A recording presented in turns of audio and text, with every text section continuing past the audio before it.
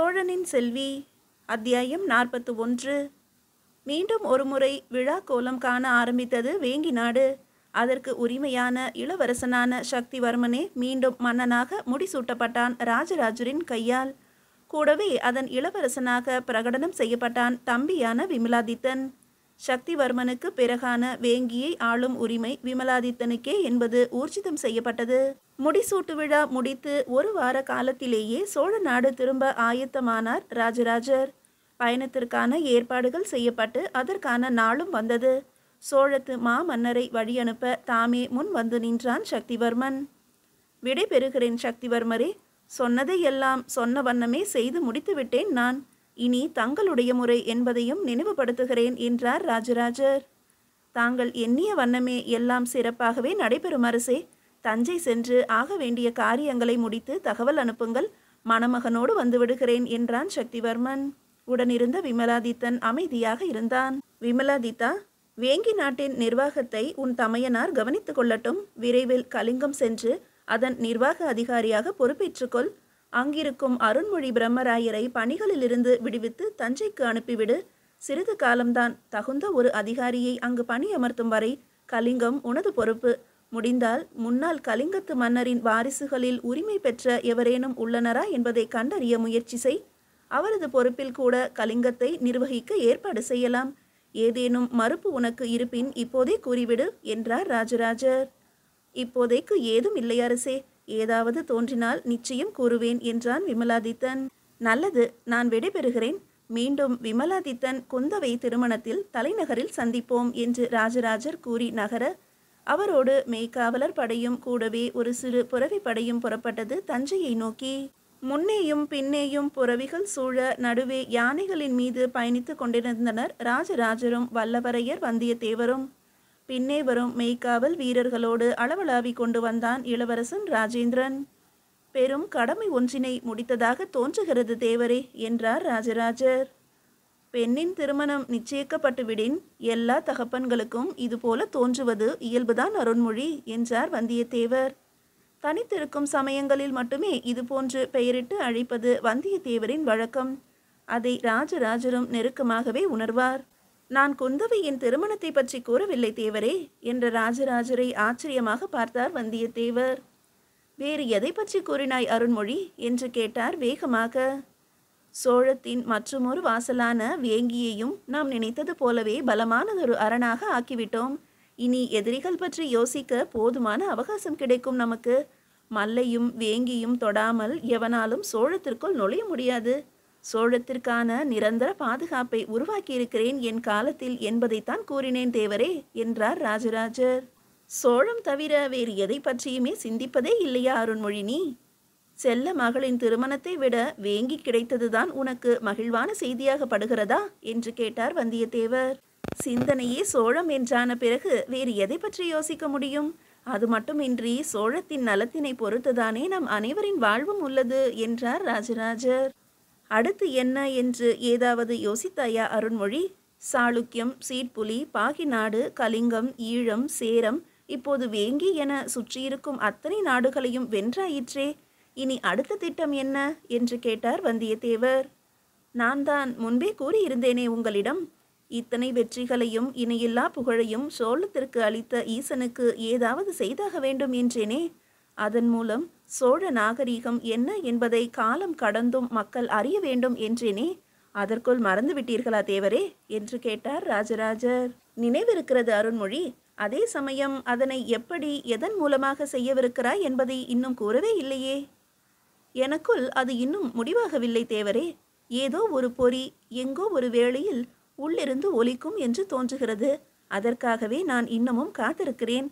ஆனால் இதன் பிறகு போர் என்பது எவரோடும் இனி இருக்காது என்றே தோன்றுகிறது.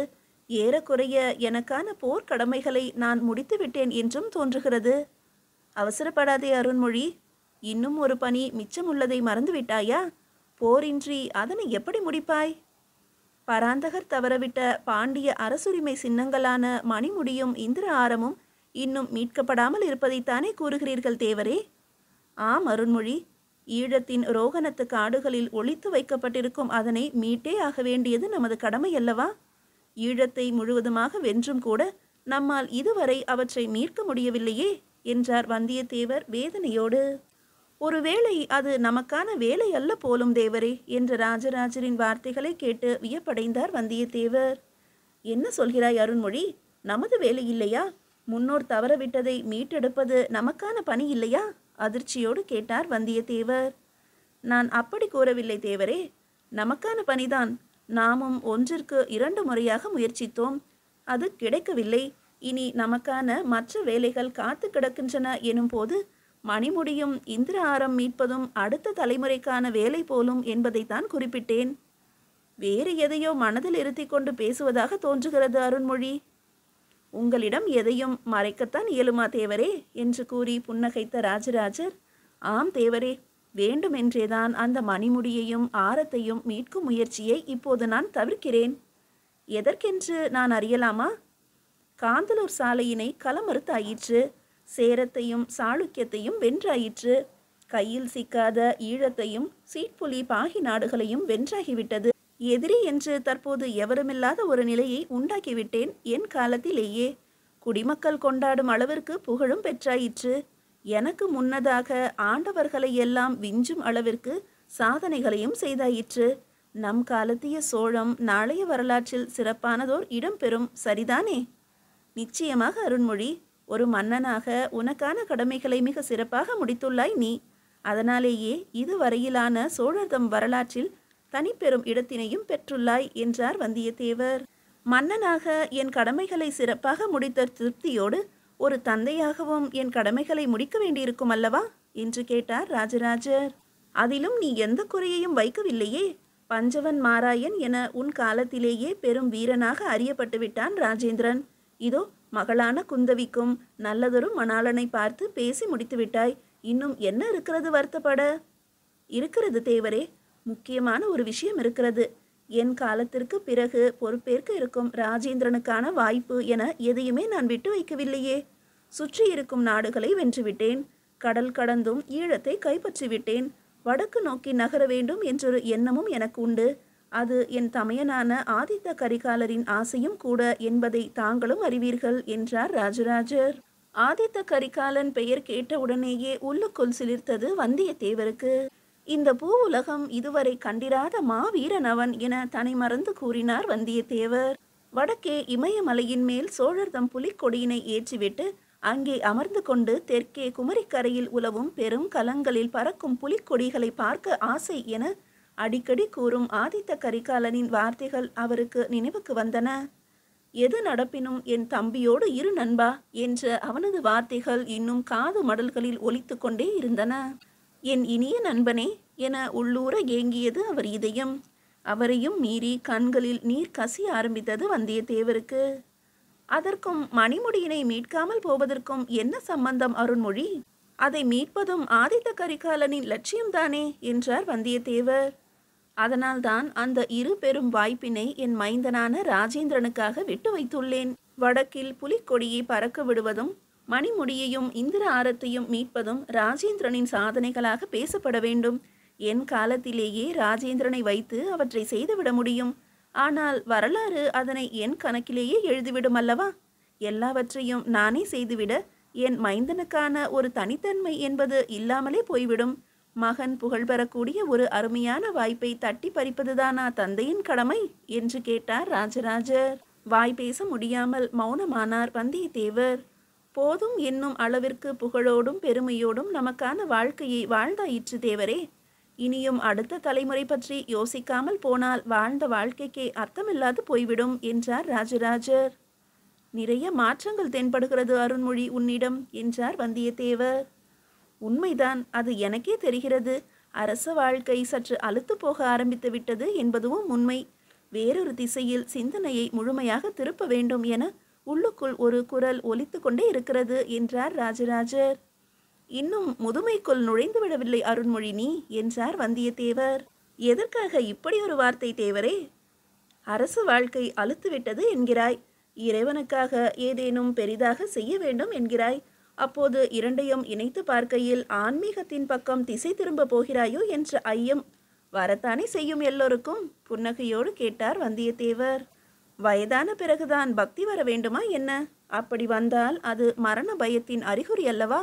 பக்தி என்பது இளமையிலேயே தோன்றுவது வரம், மத்திம வயதில் தோன்றுவது முதிர்ச்சி, வயதான பிறகு வருகிறது எனில் அது மரண பயத்தின் காரணமாகவே தவிர பக்தியால் அல்ல என்றார் ராஜராஜர் தெளிவாக. மிக அருமையான விளக்கம் அருண்மொழி. குடிமக்களை பற்றியே எந்நேரமும் யோசிக்கும் உனக்கு உன் மக்களை பற்றியும் யோசிக்க முடிகிறதே என்ற அளவில் எனக்கு மகிழ்ச்சிதான். அவர்களும் எனது குடிமக்களில் அடங்குவர்தானே என்று கேட்டு சிரித்தார் ராஜராஜர். எவராயினும் காலத்தின் மாற்றங்களில் இருந்து தப்ப முடியாது போலும் என்றார் வந்தியத்தேவர். சிறிது நேரம் இருவருமே பேசவில்லை. அமைதியாகவே இருந்தது சிறிது தூர பயணம். சட்டென்று வந்தியத்தேவரை நோக்கி திரும்பினார் ராஜராஜர். தஞ்சையை அடைய எவ்வொரு வழியே பயணிக்கிறோம் நாம் என்று கேட்டார். சீராப்பள்ளி வழியாக நகர சொல்லியிருக்கிறேன். அங்கிருந்து பெருவழி பாதை மூலமாக தஞ்சை நோக்கி செல்லலாம். காலமும் குறைவாகவே எடுக்கும். இல்லை தேவரே, காஞ்சி வழியாக செல்லும்படி கூறுங்கள். ஏனோ காஞ்சி செல்லும்படி உள்ளுக்குள் ஒரு எண்ணம் என்றார் ராஜராஜர். தூரம் அதிகம் அருண்மொழி, பயண நேரமும் கூடும். தலைநகரில் நம்மை எதிர்பார்த்து காத்து கொண்டிருக்கிறார்கள் என்றார் வந்தியத்தேவர். இருக்கட்டும், காஞ்சி சென்றே ஆக வேண்டும் என்ற முடிவில் மாற்றமில்லை. முன்னே செல்லும் வீரர்களுக்கு உத்தரவிடுங்கள் என்று கூறிய ராஜராஜர் திரும்பி பின்னால் வரும் ராஜேந்திரனை நோக்க, தன்னைத்தான் தேடுகிறார் என அதை கண்ட மாத்திரத்திலேயே புரிந்து கொண்டான் ராஜேந்திரன். உடனே அருகில் வந்தான். ராஜேந்திரா, உன்னோடு வரும் புரவி வீரர்களோடு நீ தஞ்சைக்கு புறப்படு. அங்கு சென்று ஆக வேண்டியவற்றை கவனி. நான் காஞ்சி சென்றுவிட்டு 2-3 நாட்கள் தாமதமாக வருவேன் என தெரிவித்துவிடு. என்னோடு வந்தியத்தேவரும் எமது மெய்க்காவலர்களும் வருவார்கள் என்றார்.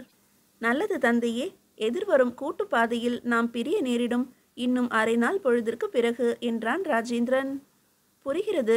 இப்போது தனித்து பேச ஏதும் இல்லை. தஞ்சையில் பேசுவோம் என ராஜராஜர் கூற, ஏதோ ஒரு காரணத்திற்காகவே தந்தை தனித்து செல்கிறார் காஞ்சிக்கு என்பது புரியவர அமைதியானான் ராஜேந்திரன்.